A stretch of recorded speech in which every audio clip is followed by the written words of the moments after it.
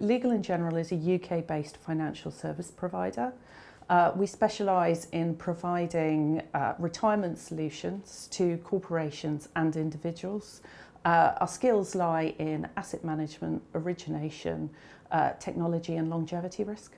I work in the group functions, overseeing how we deliver against our climate ambitions, with a specific responsibility for how we integrate climate change and nature into our group-wide risk management framework.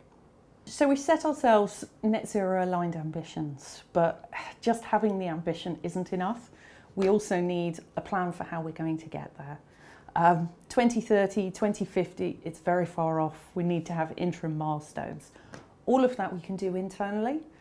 Why did we want to have a transition plan? Well, it's so that then actually we can have credibility around our commitments, so others can know that we've got a plan for how we're going to get there, and we're prepared to hold ourselves to account for meeting those milestones or explaining any variation or difference that comes through. Also, this gave us a chance to take our transition plan to our shareholders within our AGM, which is giving them the opportunity to say that they support the transition plan that we have, and that was really important to us. When we think about our response to climate and our transition, first of all, as a financial service provider, we recognise that our investments are by far our largest exposure.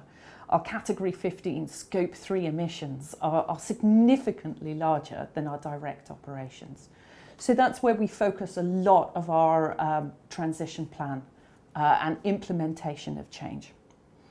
However, to be able to achieve that, we also need investee companies to go and make changes.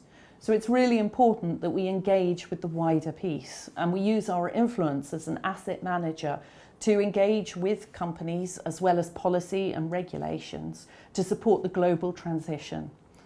And finally, if we are busy expecting all of these changes from others, we need to look at our own direct operations and make sure that we are also holding ourselves to the same level of account that we expect from others.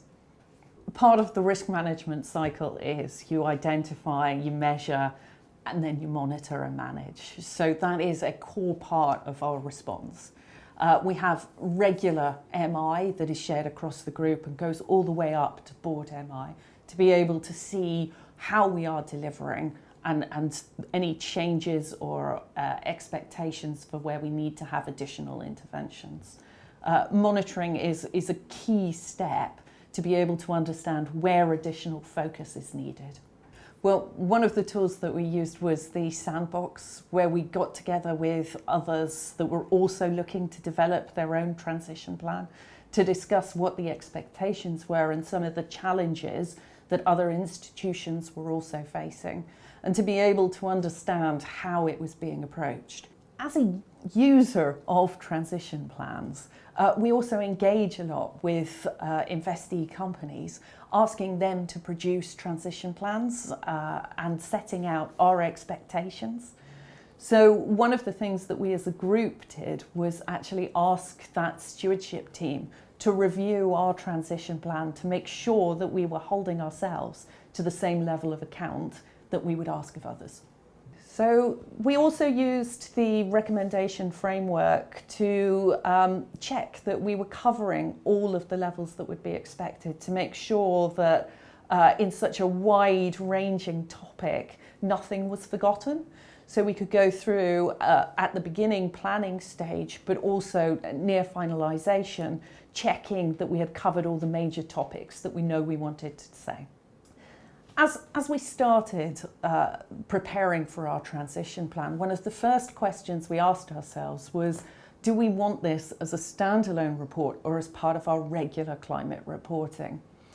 A standalone report has additional costs, burdens associated with it, but it also gives us the flexibility of focusing on just telling our transition story and being able to cover all of it in its entirety.